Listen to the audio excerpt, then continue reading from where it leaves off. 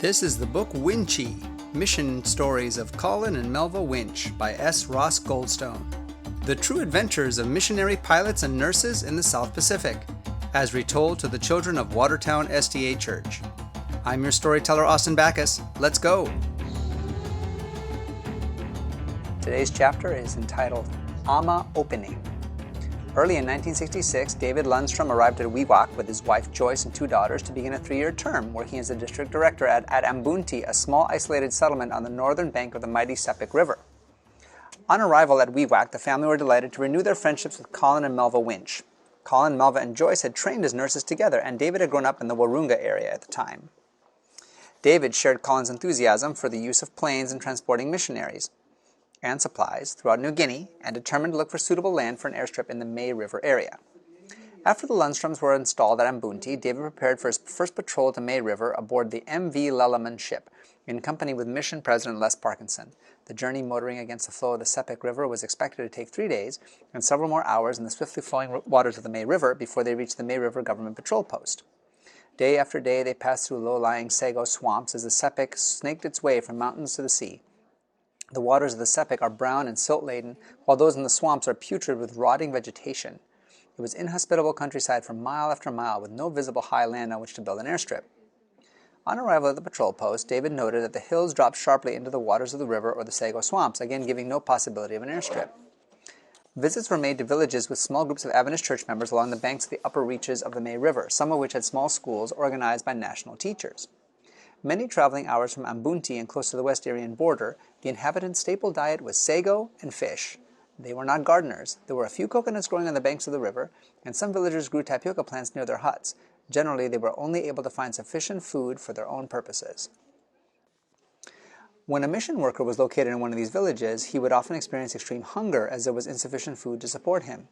Should such a worker have a family, the situation was perilous, and on at least one occasion, the child of the family died from hunger. For this and other reasons, access to the area by plane was imperative. Early in 1967, David was visiting the village of Waniap, located on the side of one of the May River ranges. The hillside plunged into the black waters of Suniap Creek. Meeting with the mission teacher, Noah, and village elders, David asked if they knew of the whereabouts of land sufficiently flat and elevated above the swamp on which to build an airstrip. After much discussion in their own language, the headman informed David he'd been a carrier on a couple of police patrols investigating murders in uncontrolled areas beyond the headwaters of Suniap Creek. He said there was a village called Ama on high ground, long way lik, meaning quite a way but not too far. The inhabitants of this village were wild bush people, hunters rather than gardeners, speaking a different language to the May River people. This was enough information for David to decide that his next patrol would be into the Ama region to check out the land. It was around May 1967 the expedition began. The Ambunti Mission's 35-foot dugout canoe was packed with supplies, including food for carriers. David made sure he took along a good compass for planning the airstrip, should a suitable location be found. Realizing the danger of entering hostile territory, he refrained from informing his wife of his intentions. He did not want her to be frightened. Having farewelled the family and accompanied by the national pastor, Pastor Sambale, he set off for Waniap, the canoe being driven by a 35-horsepower outboard motor.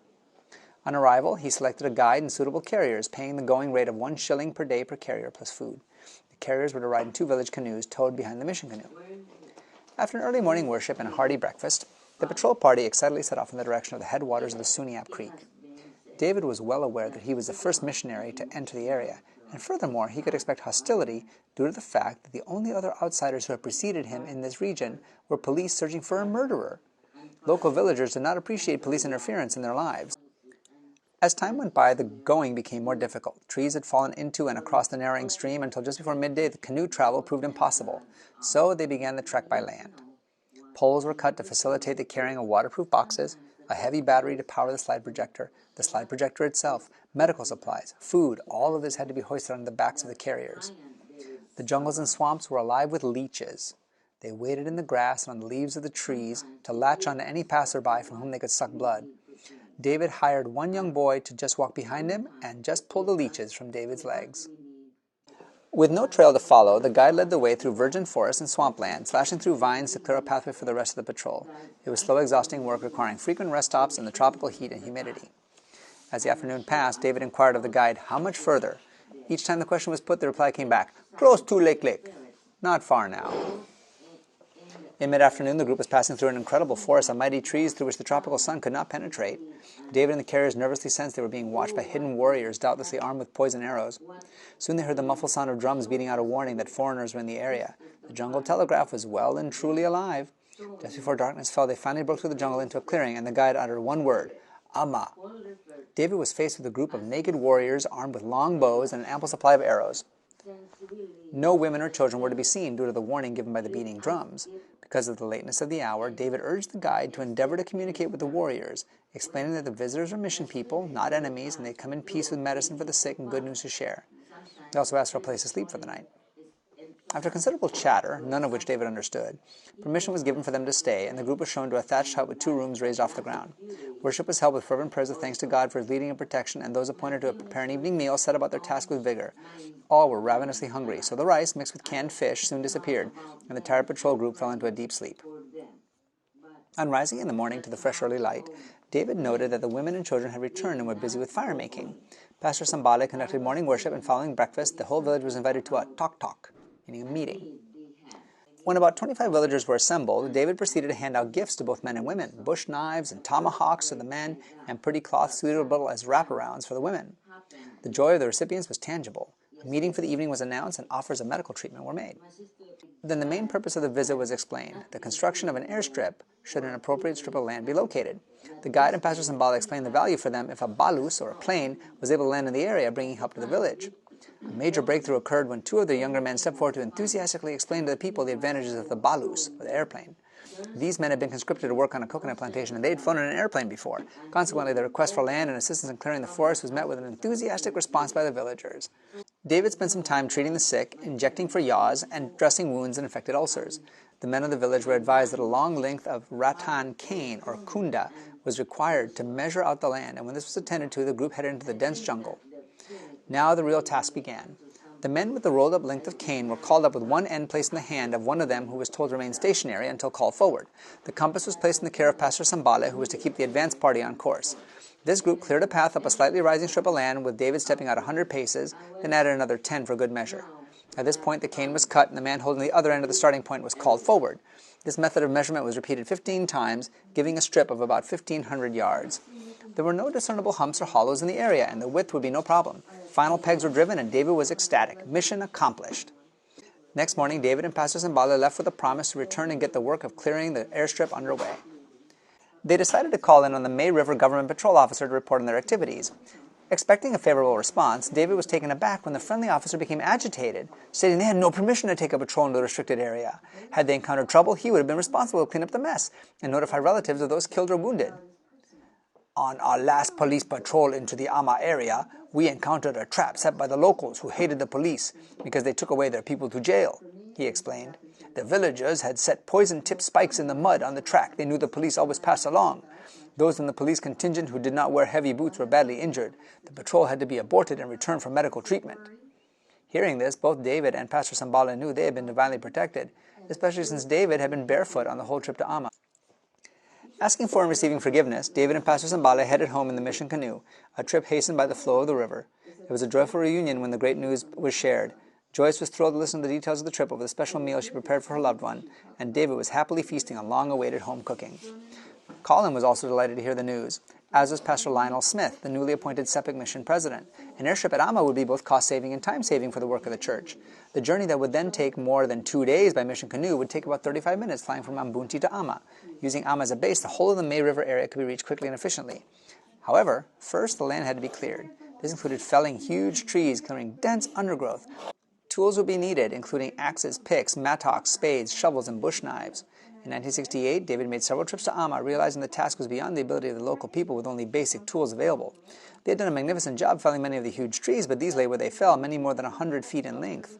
They needed to be cut up, and fires built around the stumps, no bulldozer being available in the remote forest region. He decided to buy a chainsaw with a 3-foot-long blade, using this to cut the huge logs into manageable lengths to roll away from the clearing. David took a team of nationals with him and stayed at Amma for a time, spending the daylight hours carving up the jungle.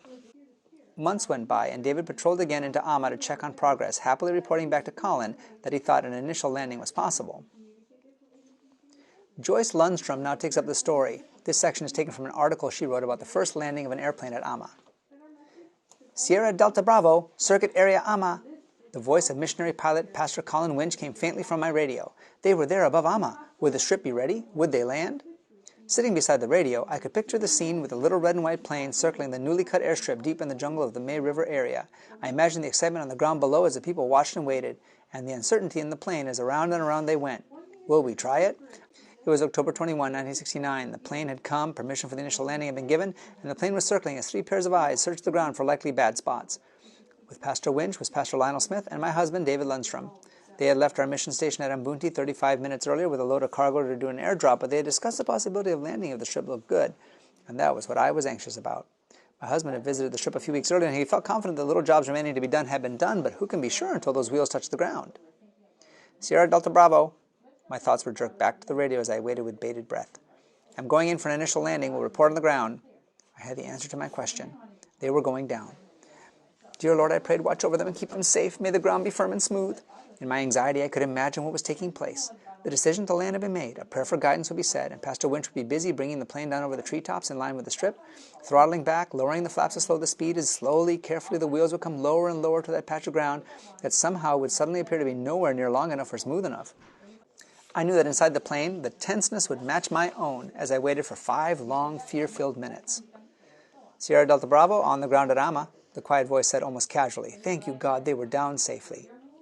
Imagine the excitement of the local people as they saw the plane coming lower and lower, touching down and rolling to a stop. At last they see the reward for their labors, and the plane actually on the ground beside them. Imagine the joy of the national worker and his young family as they saw the plane on the ground and knew they were not so isolated anymore.